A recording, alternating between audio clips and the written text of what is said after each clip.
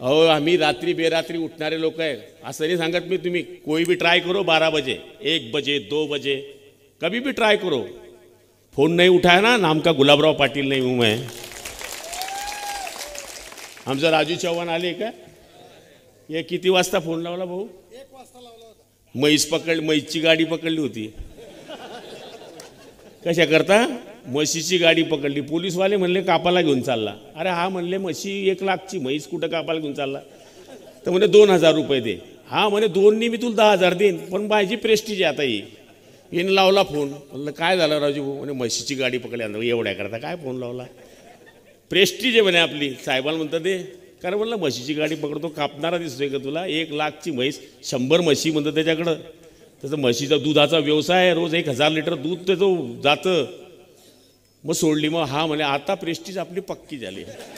अरे म्हणतं माझी जॉब खराब झाली तसे काय? पण शेवटी कार्यकर्ता आपल्या नेत्याला केव्हा फोन लावतो? जेव्हा सगळे पर्याय संपतात, तेव्हा नेत्याने आपला फोन उचलायचा असतो आणि आपल्या कार्यकर्त्याला 100% मदत करायची असते। या अंबरनेरला यांची गाडी पकडली होती, कालू वस्तादची, सगळी फॅमिली होती, पैसे मागत होते। 12 वाजता या भाऊनी मी मला फोन लावला, त्याला म्हणलं तो म्हणे गुलाबराव पाटील ही नहीं बोल रहे। अरे बाई लगाता बोलले फोन ले, लावला फोन मी त्याला म्हणलं गुलाबराव बस तुमचा आवाज ऐकला सोडली म्हणले गाडी।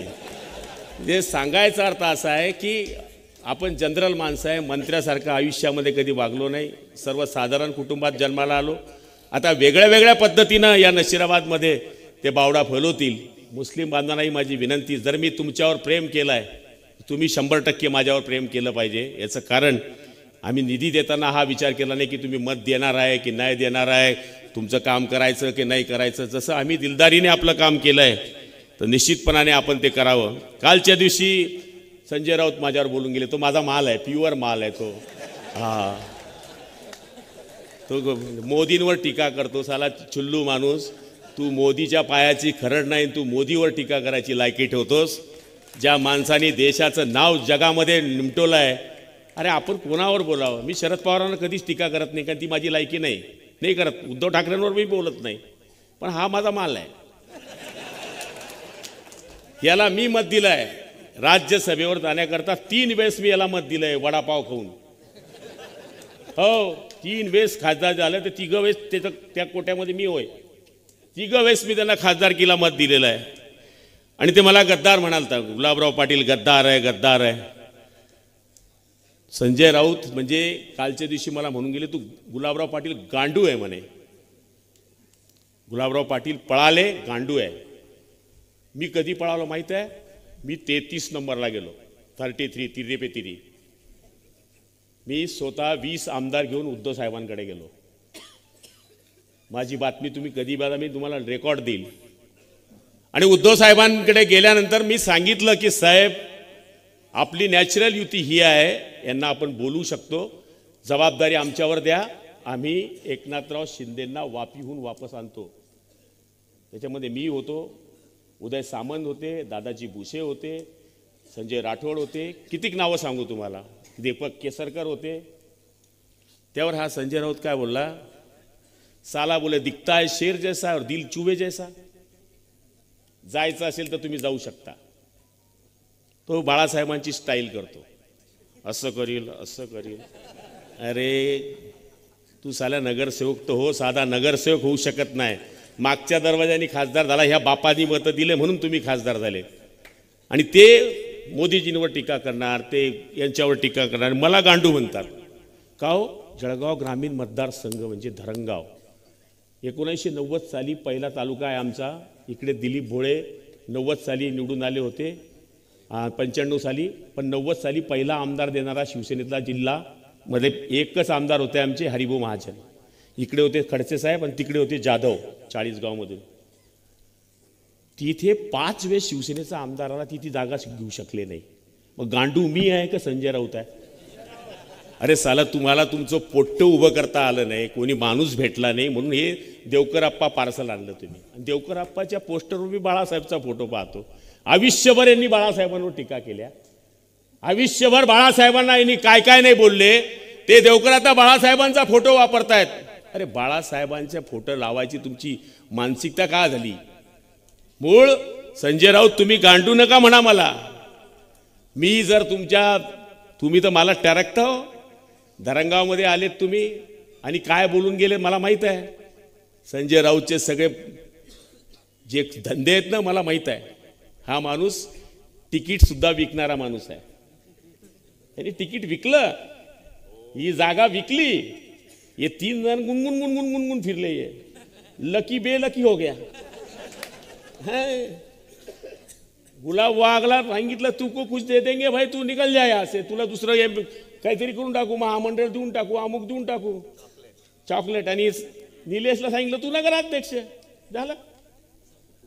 आणि आप्पानी मारल्या गप्पा. अरे तिकीट घेऊन आले. मूळ यांच्यापाशी उमेदवार देण्याची लायकी नव्हती. आणि हा संजय राऊत मला धरणगावमध्ये येऊन गांडू बोलून गेला. थांब बेटा मी 17 तारखेला येतोय तिकडं. हो. आणि इतक्या खालच्या पातळी ते बोलले. तो रमेश मानिक बोलला गुलाबराव पाटलाचा बाप म्हणे संजय राऊत आहे. अरे माझा बाप तर रघुनाथ चतुर्वेदी आहे बेटा. तू मला काय, माझा बाप राजकारणातला फक्त एकमेव होऊ शकतो, त्याचं नाव आहे बाळासाहेब ठाकरे. दुसरा होऊ नाही शकत. माझा जीवनातला बाप आहे रघुनाथ चतुर्वेदी आणि माझ्या राजकारणातला बाप आहे बाळासाहेब ठाकरे. तुझे बाप सांगू कोण कोण आहे? तुझे पहिले बाप होते अटल बिहारी वाजपेयी, नंतर तुझे बाप झाले राजीव गांधी, नंतर तुझे बाप झाले बाळासाहेब ठाकरे, आणि नंतर तुझा शेवटचा बाप आता आहे उद्धव ठाकरे. राष्ट्रवादीमध्ये बी गेले, शरद पवार झाले, आणि आता उद्धव ठाकरे. 4 बाप आहे. माझा तर एकच आहे. म्हणजे शिवसेना प्रमुख तेव्हाही होते, आताही होते आणि उद्याही आहेत. हे आम्ही कधी कोणत्याही भाषणामध्ये सांगतो. त्यामुळे कोणी कोणत्या पातळीवर बोलावं याचा विचार करायला पाहिजे. अरे तू इथे बोलतो स्टेजवर, अरे विधानसभेत जेव्हा गुलाबराव उठतो ना, चांगल्या चांगल्याची पिवळी होऊन जाते. तो गुलाबराव आहे. असा तुझा नकली गुलाबराव नाही आहे, मावमाव करणारा. साधा कोणी, मी जनतेकरता दादागिरी करणारा माणूस आहे. लोक सांगायचे गुलाबराव पाटील असा गरम आहे तसा आहे. कोणी सांगावं नशिराबादवाल्यांनी कोणाला दादागिरी केली बाबा, कोणाचा पोलीस चौकीत फोन लावला, कोणाला जेलमध्ये टाका आणि कोणाला जेलमध्ये काढा. हा धंदा मी नाही केले बाबा. तुमच्या गावात कमी जास्त आलो असेल मी, पण मी हे काम नाही केलं. विकास विकास आणि विकास एकच ध्येय आहे. पण नशिराबाद मला बदलवायचं आहे आणि ते ठरवलेलं आहे. आणि हे तर किरकोळ आहे. 319 जेव्हा आपली पूर्ण भुयारी गटर होईल, जेव्हा आपली पूर्ण पाण्याची योजना होईल आणि टकाटक रस्ते होतील, तेव्हा 2 वर्षांनी येणारा जेव्हा आपला नातेवाईक येईल तो हे म्हणायला पाहिजे की यही है क्या वो नशिराबाद. आणि हे माझं स्वप्न आहे.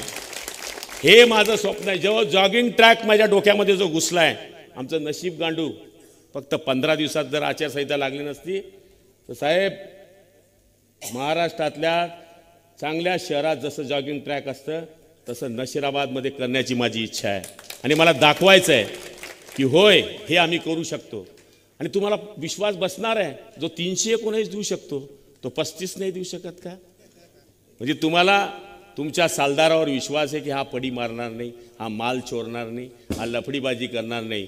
आणि मला खात्री आहे की 20 तारखेला तुम्ही धनुष्यबाण या बटनावर मला या ठिकाणी निवडून द्यायचं आहे. आणि लाडक्या बहिणी तर एवढ्या पेटल्या आहेत, कितीही म्हणू द्या, नवऱ्याचं ऐकत नाही आहे. जमाना बदल गया है. पहिले काय व्हायचं, बायको नवऱ्याकडे पैसे मागायची. आता उलट झालंय. आहे का? ती म्हणते नाही आहे. आता मागत बी नाही. बाजारात जायचं, ST अर्धी तिकीट, 2 भाज्या जास्त, आणि 1500 रुपये डायरेक्ट येत आहेत. आता 2100 झालेत. स्वतःचा तिचा बॅलन्स झालाय. आता हा सन्मान देण्याचं काम आदरणीय एकनाथजी शिंदे, देवेंद्रजी आणि अजितदादाच्या सरकारने केलं आहे. आणि मी आपल्याला सांगतो की आपण सगळ्या जणांनी मला मागच्या काळातही भरपूर मतं दिलीत. मागच्या वेळेस जरी युती नव्हती आपली, म्हणजे थोडंसं बिसरलं होतं, पण लालचंद भाऊ आणि ही सगळी टीम माझ्याबरोबर मागच्या वेळेस पण होती. आज चंद्रशेखर भाऊ आल्यामुळे माझं अर्ध टेन्शन हलकं झालं आहे.